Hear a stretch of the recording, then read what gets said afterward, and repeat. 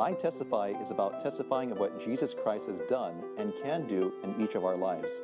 Through testimony of people just like you, and through study of His Word, our prayer is to encourage each follower of Christ to be a light in this world. So let your light shine before men, that they may see your good works and glorify your Father, which is in heaven. Matthew 5:16.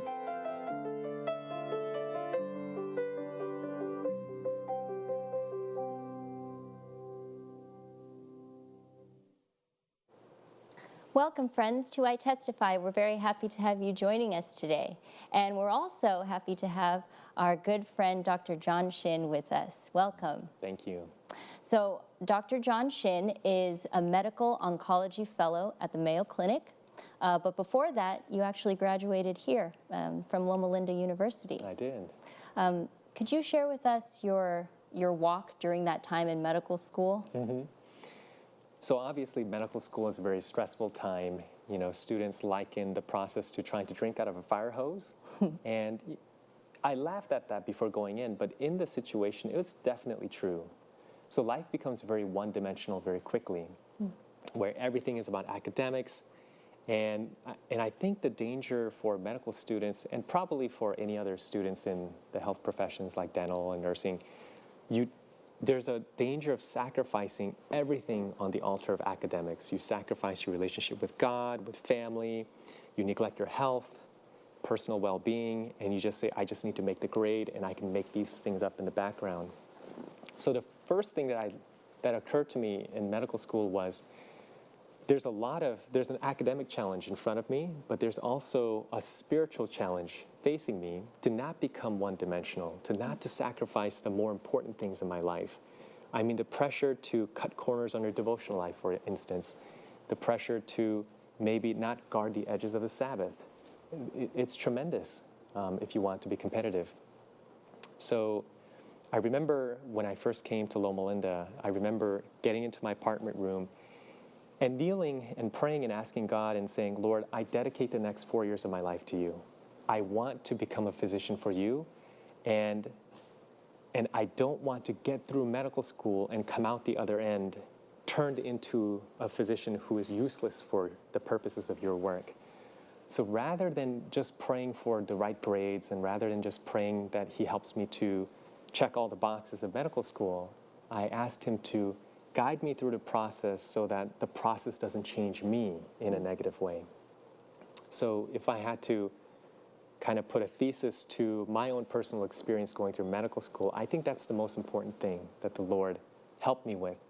It wasn't hard for me to feel my need for God, because when the curriculum gets underway and you're under this tremendous pressure to perform academically, it was very easy for me to feel overwhelmed and needful. And so I made it a habit before I started any study session to pray and to say, Lord, I dedicate this study session to you, but by your grace, I won't be able to understand what's in here. And I put all the results in His hands. I also made it a point to pray not for good grades. I said, Lord, give me the grades I need to get me to where you want me to go. Because I know that any more than that will simply fuel pride. Mm-hmm. As long as my grades open the right doors that you need me to walk through, I will be okay with that. So my job is to put all of my effort on the table and offer it up to you as an offering. And you will then give me the grades that you deem fit for me. And I will trust that whatever those grades are will be adequate to get me to where you want me to go. So then, in my heart, early on, I took the pressure off myself to be number one in the class. Mm-hmm. There's nothing wrong with being number one in the class. But I said, Lord, unless you're calling me to be number one in the class, that is not a goal I want for myself. I will make the rest of the 99% of the class possible if that's what you want me to be.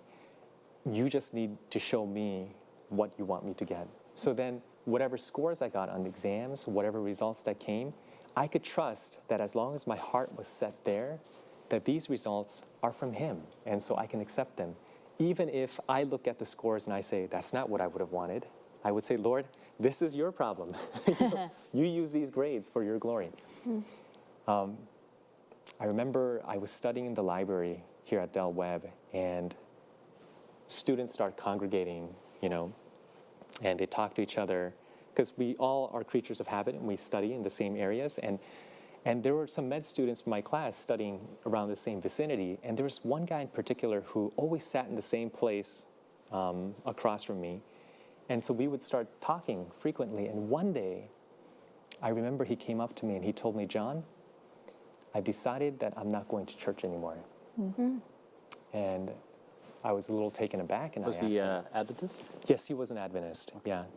So I was taken aback, and I said, why not?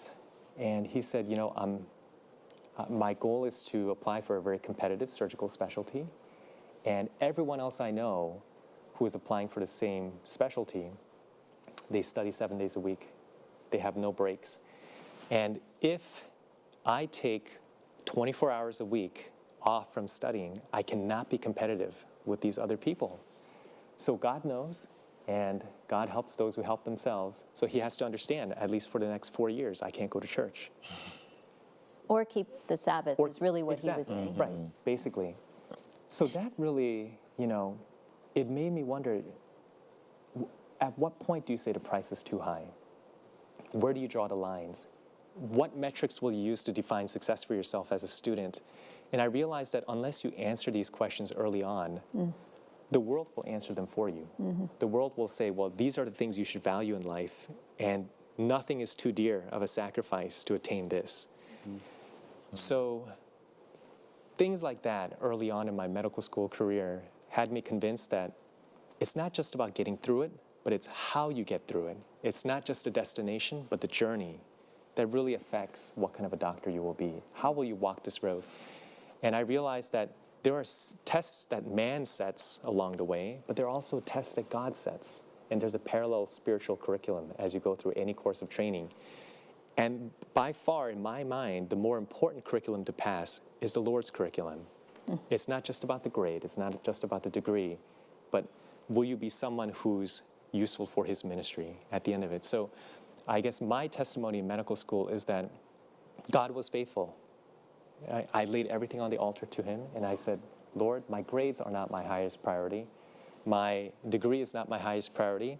I will trust you even if I flunk out of medical school, as long as I know that you flunked me out, that it was your will. So help me to be okay with that. And I did that part, and boy, what God did for me in return grew my faith like nothing else I've experienced in my life. There were times when, because I was involved in ministry, I actually didn't have enough time to prepare for my exams. And I would sit there the night before the exam and say, Lord, I've only covered 2/3 of the material. So there's a whole third that I can see on my exams tomorrow that I just won't know the answers to. But this is your problem. And so you know why I didn't have enough time to prepare. And I remember there were times when I would go to the test and I would find that nothing of the 1/3 of the material I covered showed up that first day of exams. And then I would go home that evening and just study like a mad person. And then the other stuff would show up in subsequent days. There were times when I was like, this is just not working. This test is going to be a disaster today. And the power goes out in the facility. They have to delay the exam by another day. And that gives me just enough time to review all my material. I don't count these things as coincidences. Some people may look at it and say, well, I'm not sure if that was God, but I know in my heart that God was taking care of me. And he said, seek first, my kingdom, my righteousness, and then all these things will be added unto you. So that's been my experience in medical school. I'd like to go back to what you said. You said that you were also involved in ministry while you were at school. Now that's I guess, taking it one step further, or maybe it's just another step along this journey of that first prayer that you had that said, I'm going to give it all to you. So not only that, but you took the initiative to get involved in something other than medical school while you were at medical school. Yes. Could you explain more about that and maybe what drove you to do that? Sure.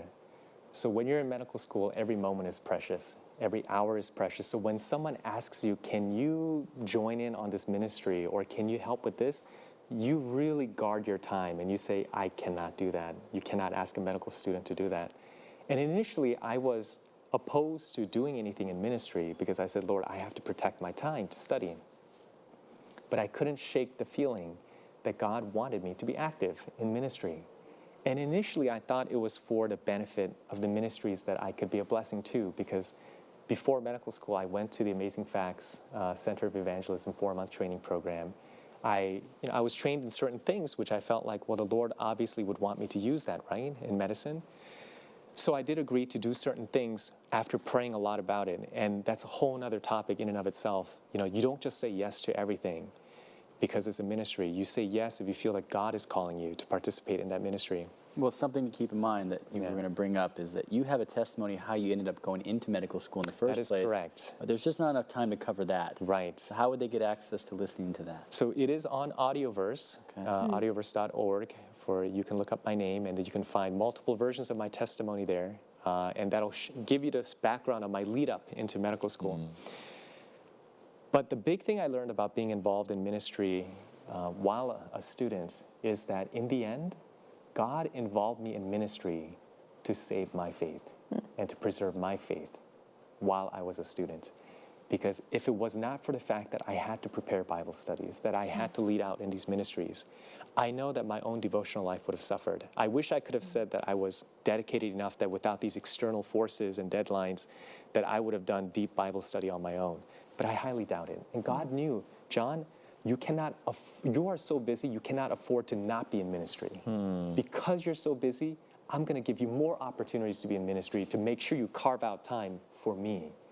And that you dedicate yourself to studying about things that are far more important overall than medicine. That you need my training in addition to the world's training, right? And your study, I mean, getting involved in ministry,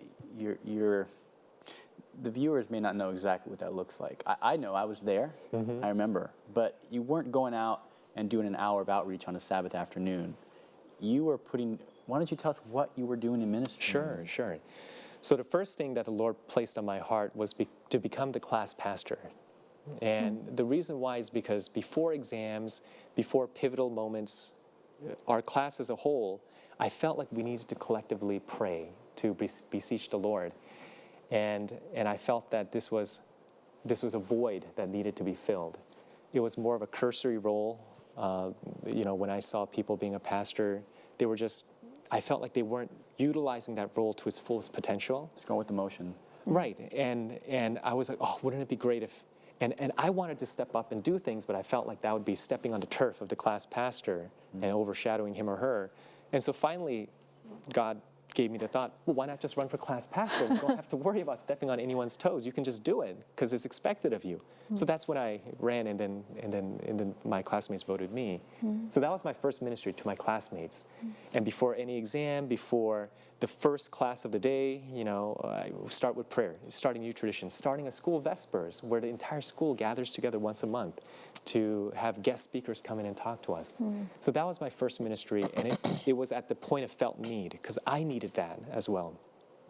And then at Advent Hope, as you know, Reed, they wanted to start a new believers class, and they needed someone to teach that. And they tapped my shoulder, and I really hemmed and hawed about this, because I said, this is not just like a one-off thing. Well, I first started by agreeing to help out with the Sabbath school. So once in a while, I would teach the Advent Hope Sabbath school. That was a huge blessing for me. And then they said, would you be willing to take charge of this new believers class? And I said, well, that's not just a once in a while. That's like multiple weeks in a row dedicated teaching to a group of new believers and non-believers, talking to them about Adventist beliefs. And then I realized, well, John, how thoroughly have you ever studied the beliefs for yourself to the point where you could teach it? And I had to be honest, and I had to say I haven't. So that's when I felt compelled, like, Lord, maybe you want me to do this to lay the groundwork for the future if I'm going to share my belief in a compelling way with someone. And you weren't just using like an Amazing Facts Bible study guide to share it. Like, these were very in-depth, multiple weeks in a row for one subject matter. I told my class over and over again, I am 1 week ahead of you in the material. So it wouldn't take much for you to overshadow me. So we have enough manna for the day, so to speak. And you're right. I would be actively learning and sharing in real time almost And what I shared in that Sabbath morning, I had just learned that past week. And I would dig in deep. I used materials I learned from Amazing Facts. I would get book recommendations from pastor friends, from people within the Department of Religion, from people I know and respect and trust. And they would give me resources, and I would combine all of these resources into notes, into a curriculum that I then taught. And the person who benefited most from these studies was me.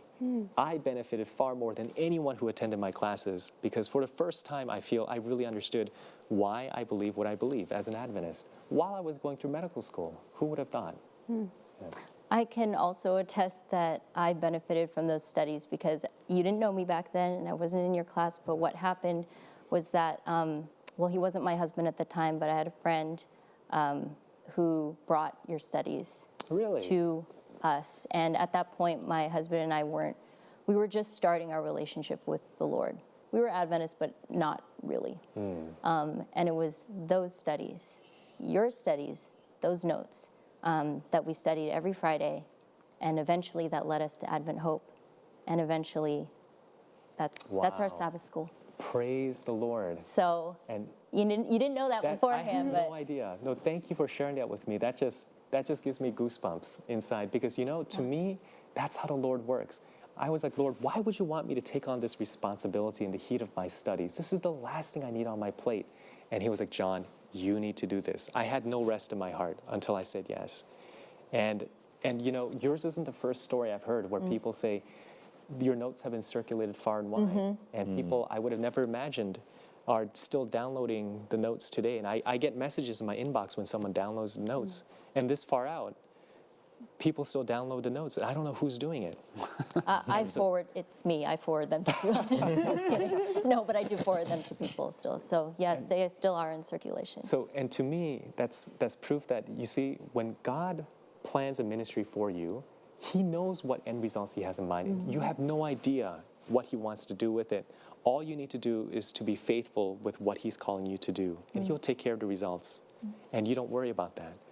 So hearing stories like yours and knowing what influence and impact it had on me in terms of preserving my faith and making me that much more passionate about what I believe had the most protective influence on my spiritual life and my spiritual health in the pressure cooker of medical school. When people around me were losing their faith left and right, getting depressed, going on medications, just sacrificing all on the altar of academics, my spiritual life was blossoming. And I look back now to medical school, not with PTSD, but as a time of spiritual rejuvenation. And because the stakes were so high and the pressures were so high, I felt that I witnessed God's faithfulness come through all the more clearly. And it was a growing time for me. So that, to me, is only God can orchestrate something like that in medical school. Through your testimony, it's clear that God was working in your life, and as you said it, you don't know what the end results are going to be. And I was wondering if we could kind of fast forward a little bit to how he has not only worked through you in medical school, and not only with other people and yourself, but how has he done that now with your career? You finished medical school, right? So Yes. No, and that's great. I wish I had a whole hour to talk about that. But the Lord, in a miraculous series of events, I don't know why, but he opened the door to the Mayo Clinic for me. And when I tell people that I'm at the Mayo Clinic, a lot of people say, wow, you must have gotten really good grades. You must be so smart. You're at the Mayo Clinic. And I'm the first to tell them, I'm not. I am very average in my class. If you looked at paper credentials, I was probably the least qualified candidate for any program at the Mayo Clinic. But a long story made short, the reason why I got in is because the program director there read my personal statement, and I included a testimony of a patient encounter I had where I ended up praying with the patient, and it made a huge difference in the patient's life. She really resonated with that, and she said, your personal statement is one of the best I've ever read in my life, and we need people like you here. And I firmly believe that it was not because of any research I did, it was not because my grades were so good, but it was that, my spiritual emphasis, which was a turnoff to a lot of other programs, by the way. She saw that and she said, we need you here. And that's what opened the door to me. And that's how I know that I got it, that God opened that door, right? So in residency and now in fellowship, the Lord has given me multiple opportunities to pray with patients. And I found that the system there is very open to praying with patients. They're very open to spiritual care at Mayo. And I've gotten nothing but encouragement and praises for my commitment to spiritual care. And it's made all the difference. I've had chances to talk to patients who come in, and I can tell they don't have much time left. They come in through the ER. This one guy had lung cancer, and I remember he told me he was an atheist, and he and his wife were just, they knew this was probably his last hospitalization, and after he goes home, he's going to go in hospice and he'll die. And I remember the Lord just prompted my heart, talk to him about something spiritual. Don't just end it here on the medical. And I said, Lord, I will talk, but if he throws me out of his room or he files a complaint, then it's on you. I have these conversations with God a lot. Maybe it speaks to my lack of faith. But I broached the topic, and he was very open and very receptive. And we talked in generalities, of course, about the importance of, are you sure that there's nothing after this life once you die? You know, are you absolutely certain in your atheism? Do you have that much faith in your atheism? Or do you have some suspicion that maybe there's more to life than what can be seen? And we talked about, you know, his legacy, you know, what makes a life worth living? And as he reflected on his life and he talks about the relationships that mean the most to him and all of these things, we were talking about spiritual principles. And at the end of it, he said, you know what, Dr. Shin, thank you so much for taking the time to speak with me. And his wife was in tears while we were talking. Oh, she also was listening. And she was resonating too, although she was an atheist as well. And I wished him the best. And he was discharged the next morning, and I never saw him again. Well, fast forward a few weeks, and I get a letter in my residence inbox. And it was a handwritten letter. And inside it was a newspaper clipping, an obituary newspaper clipping, and it's of this patient. The wife had sent me his obituary clipping, and she'd written a letter saying, Dr. Shin, after we left the hospital, after we had the conversation with you, my husband and I, we had some really important spiritual discussions, and he made some decisions that brought him peace at the end of life. And I have you to thank for that. And I believe it was not an accident that we spoke with you that last night before we left the hospital. I just want to know, it means the world to me, and thank you so much. You know, and that left tears in my eyes. And that's not because I'm doing something great.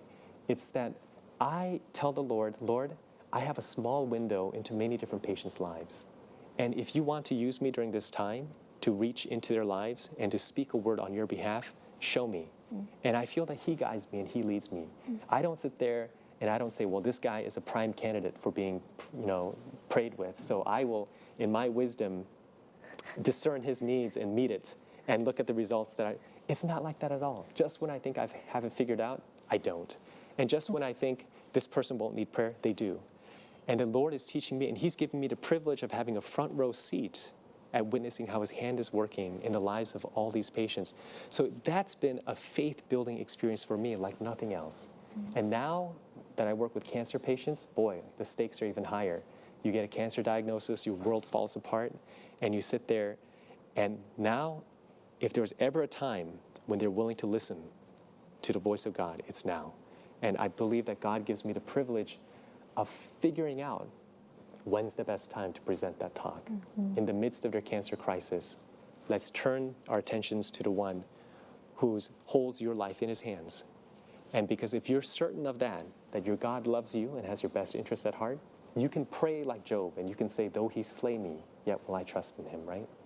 You know, the way you're able to get to this point in Mayo Clinic to be able to be an oncology fellow and to have these experiences because you were faithful from the beginning when you entered the field beginning in your schools in medicine at Loma Linda.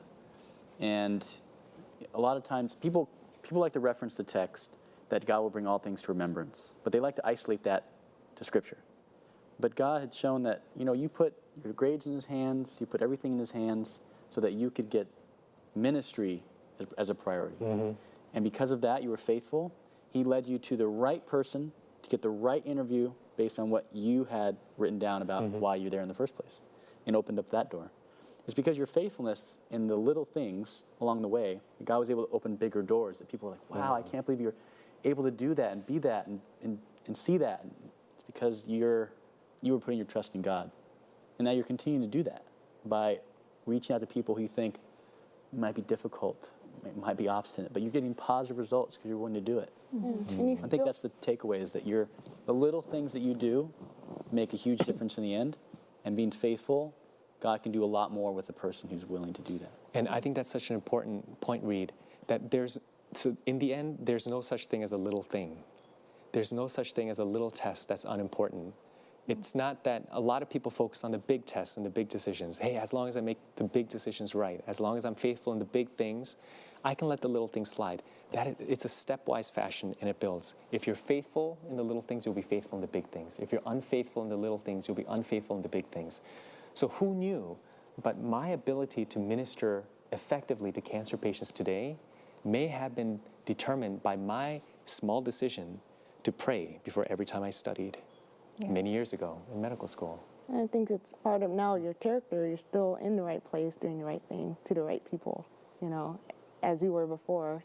Like Reed said, with your letter was to the right facility, to the right person. It's just kind of interesting how God will continue on it. A lot of times we think when God sets you on your path, it'll be drastically different. But sometimes it's still the same thing. You're just being faithful and God's leading you. And you're absolutely right. Yeah. It's the same lessons, and no one's immune. No matter what level you get to, you're not immune to falling at any point. The same tests that assailed me in medical school are assailing me today. It's just a different circumstance. And the same question comes before me: John, will you be faithful to me? Will you trust me with the results? Or are you going to roll up your sleeve and say, oh, I got this, God. You helped me enough. I can take care of this by myself. And it's the same things. And sometimes I fall. Sometimes I'm faithful through his help. But it's like he's teaching me the same lessons over and over again. And I always catch myself saying, John, haven't you learned this lesson many years ago back in med school? You have to learn it again? And I realized that God is such a patient teacher. And he realizes you have to go back to the basics. Do you trust me? Do you know that I have your best interest at heart? Are you willing to step out in faith and let me show you my plans rather than demand that I tell them to you ahead of time? And I'm in the midst of that right now with lots of decisions in my life. And I feel like the Lord is just teaching me the same things again and again in different contexts. Something you said that just still resonating in my head is, the text says, he that is faithful in little will be faithful in much. But what you're saying, which made me really think, is he that is faithful in much doesn't necessarily mean to be faithful in little. That is correct. So that's a really good point. I was just going to go back to your personal statement that you wrote, and how what it really did was it showed who you were faithful to. And I think in that type of situation, or in a similar situation, perhaps other students would do the opposite and say, well, how can I, kind of please everyone and make myself, look good for all of these different, but you took a stand for God, and that made the decision for you. Yeah, thank you, John, for showing that we can be Daniels in our schools and in our personal life. And I'd like to thank our audience for watching. Continue to follow us on YouTube and our website, and continue to keep us in prayer. And also, not only Dr. Shin, but also all the medical professionals who are using their passion and their skills for Christ.